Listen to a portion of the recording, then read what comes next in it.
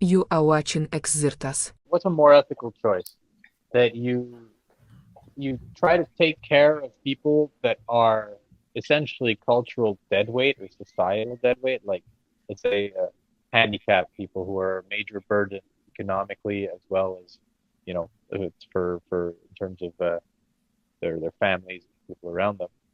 Like, do you just let those people suffer and live, or do you take I don't know, a few decades and then don't let them be born, basically, and then you invest the money you save on finding ways to solve these things before they're born, so that you don't have to, deal with the people that won't be useful in society. It does feel like that's been a big push is to wait until we can solve all the problems before they happen in the future. So like predictive medicine is the answer for so many people, especially the elite are thinking that they can look at their genes and know exactly what they're going to have in their kids, because they have doctors that can point out and say, here's your Sure. Gattaca baby. And same with, we talk about prison, like we won't have crimes with Neuralink. It won't be possible. And just turn off the person when they try to think a bad thought, you know. I think it's also worth mentioning that not everyone is born totally useless. Trauma can create a useless person, but I think that we live in a society that has enough resources. They just happen to be mismanaged to support all of these people because your physical labor isn't the only value that you present to society. There's a lot of really What? intelligent people who Yeah, but that's the thing. We're neglecting them. So as long as there's no solution, we're gonna just keep gradually neglecting them more and more until, we're basically abusing them, and then we'll go back and forth between these two things because if there's no solution, then it stagnates, oh, And like the so dying plant paradox. Of course, it's like, do you take care of the plant that's dying in your house? Do you just replace it every time it dies, or do you just like Are you adjust your getting paid behavior so your to take plant care of doesn't somebody die? else's plant? And is this an orchid? Because if you're paid to take care of someone else's plant, it then creates jobs. it's It creates jobs. it's creating jobs. And so that's another question is, are we going to destroy all the jobs of people that take care of developmentally disabled?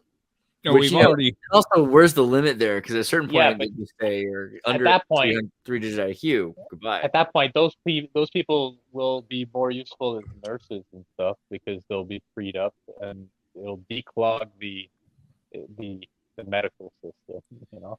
When you create millions upon millions of useless jobs, you create an existential crisis, and that's what we're seeing right now. And I think that's the biggest contributor to the opioid epidemic is really just the existential crisis that we have because we have such meaningless bullshit, like permeating a Western society as a whole.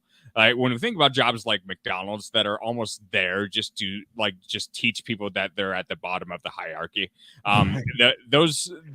that type of structure is sociopathic. There places like McDonald's and fast food, we know a lot of this fucking food is just fucking terrible for us. It's terrible for us. It's terrible for the people that work there. The only people that's really good for is the people that own the establishments and just raking all the money Sure. that they harness.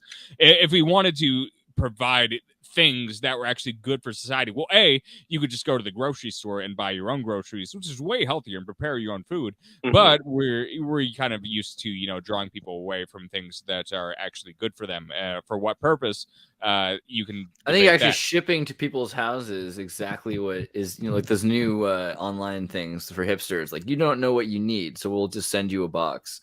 Like that's probably gonna Box that's is awesome. the Soviet future because it's direct from the farm, so it avoids you having to think about. They lose a lot less money worrying about you coming into a store and seeing enough vegetables pretty enough that you decide to buy one of them, right? Like you don't.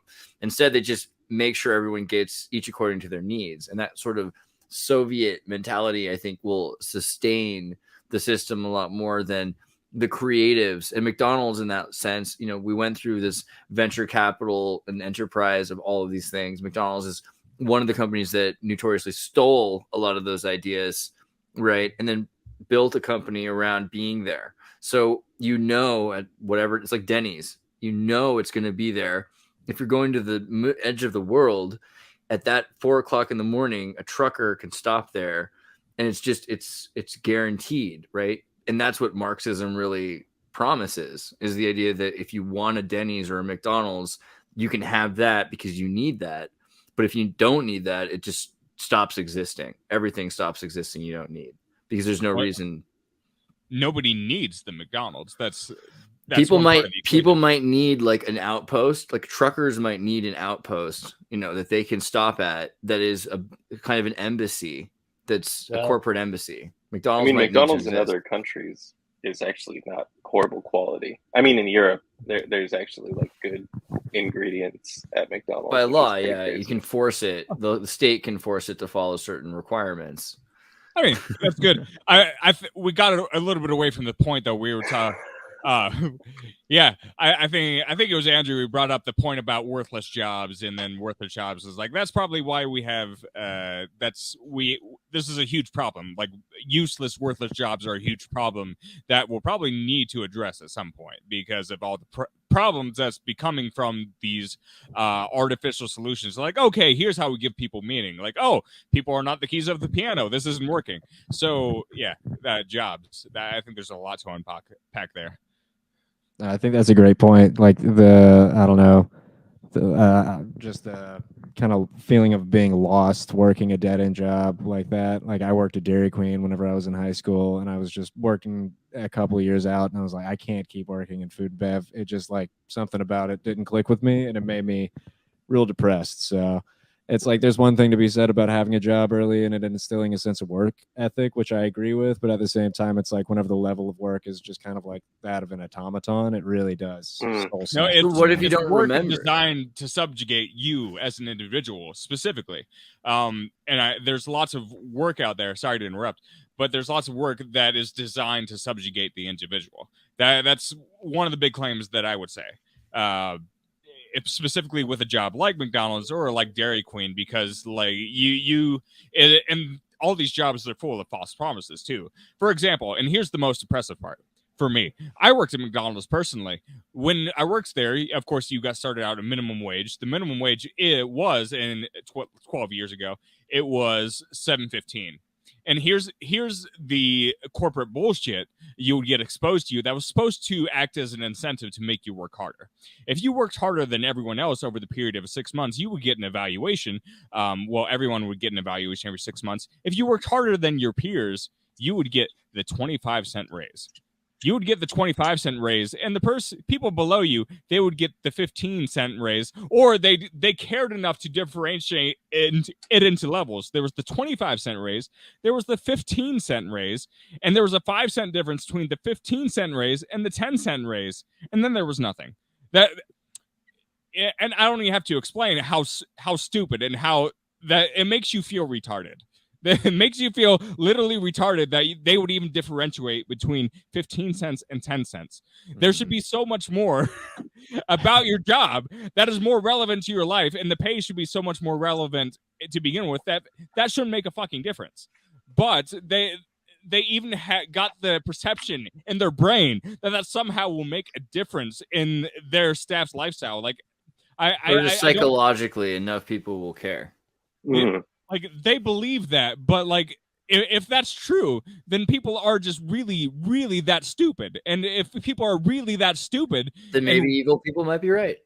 I don't think they do believe it. It's just psychological tricks. Anyways. Yeah, I know, but that's been the conundrum. I just wanted to really quickly say also because of the Neuralink thing, because if you get to the point where your job doesn't matter because you've automated McDonald's, then Neuralink also becomes useful because you could just be a processing facility for 9 to 5. Like, they just turn your brain on to run a bunch of algorithms and do a bunch of math. You don't even have to remember it, and you're getting paid just to be plugged into the system. And that's a drone task, and that's probably the kind of job that would be the most useful in the future, right? Just using your mind in the big network.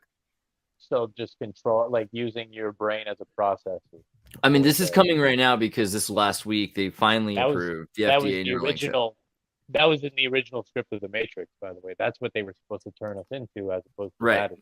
Not batteries, farm, mind farm.